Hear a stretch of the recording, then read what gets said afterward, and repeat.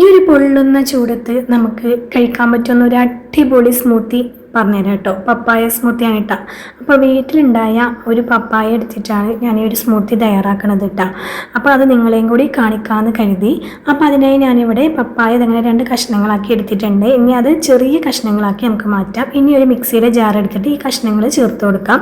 ഇനി ഇതിലേക്ക് ഒരു പകുതി ആപ്പിൾ കൂടി ചേർത്ത് കൊടുക്കുന്നുണ്ട് കേട്ടോ. ഇനി ഇതിലേക്ക് 2 ടേബിൾ സ്പൂൺ പാൽപ്പൊടിയും മധുരത്തിന് ആവശ്യമായ പഞ്ചസാരയും പിന്നെ ഒരു ഗ്ലാസ് പാൽ അതുപോലെ ഫ്രീസ് ചെയ്ത് കൂടി ചേർത്ത് കൊടുക്കുന്നുണ്ട്. എന്നിട്ട് നല്ല പോലെ തന്നെ ഒന്ന് മിക്സ് ആക്കി എടുക്കാം കേട്ടോ. ഇനി നമുക്കിതൊന്ന് ഗ്ലാസ്സിലേക്ക് മാറ്റി കൊടുക്കാം കേട്ടോ.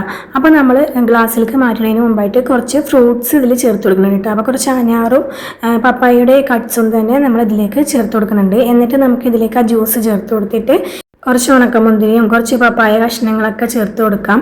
ഇനി ഇതിൻ്റെ മേലേക്കായി ഞാനൊരു സ്കൂപ്പ് ഐസ്ക്രീം കൂടി ചേർത്ത് കൊടുക്കുന്നുണ്ട് കേട്ടോ. ഇതൊക്കെ ഓപ്ഷണലാണ്, നിങ്ങളുടെ കയ്യിൽ ഉണ്ടെങ്കിൽ ചേർത്താൽ മതി. പക്ഷേ ഇങ്ങനെ കഴിക്കുമ്പോൾ നല്ല ടേസ്റ്റാണ് കേട്ടോ. പപ്പായ ഇഷ്ടമില്ലാത്തവർ വരെ ഇങ്ങനെ ഉണ്ടാക്കിയാൽ കഴിച്ചു പോകും കേട്ടോ.